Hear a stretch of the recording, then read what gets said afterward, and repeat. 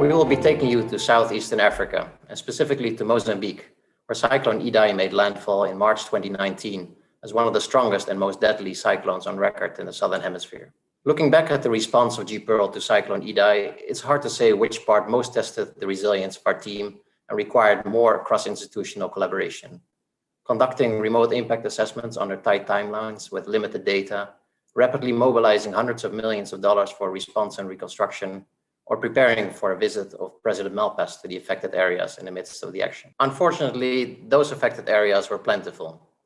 Cyclone Idai's path affected a large part of southeastern Africa, causing unprecedented human loss and catastrophic damage in Mozambique, Malawi, and Zimbabwe. Flooding, landslides, and extreme winds affected over 3 million people, killing close to 1,000 and displacing tens of thousands. It was estimated that the event caused more than 2.5 billion in damage across sectors.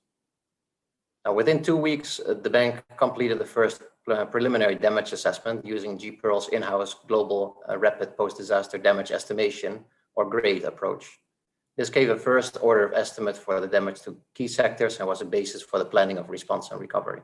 Among the areas affected by Idai was the major coastal city of Beira, which you see here.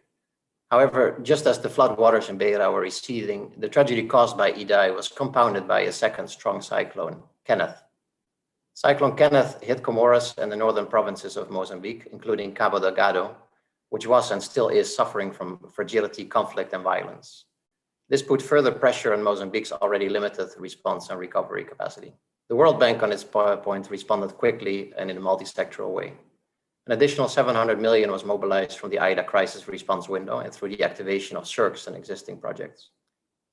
Emergency response was implemented collaboratively across 9 GPs and managed to re-establish critical infrastructure and services and support affected communities.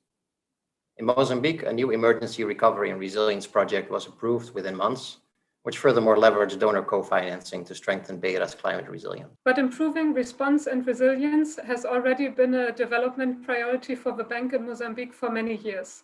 Coincidentally, a DRM and resilience P4R was approved for Mozambique just as Idai made landfall.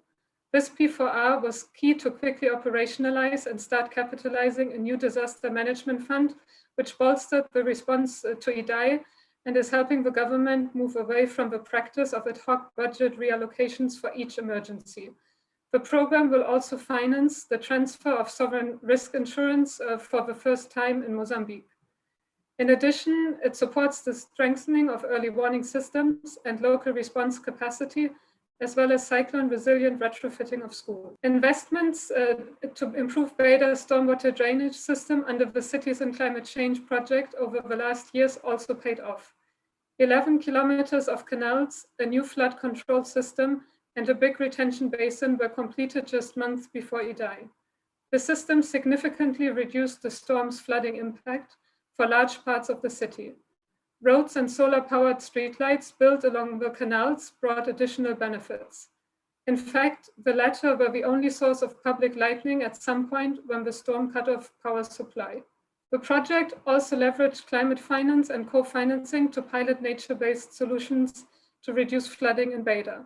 17 hectares of degraded area along the Chiveve River were transformed into a vibrant green park.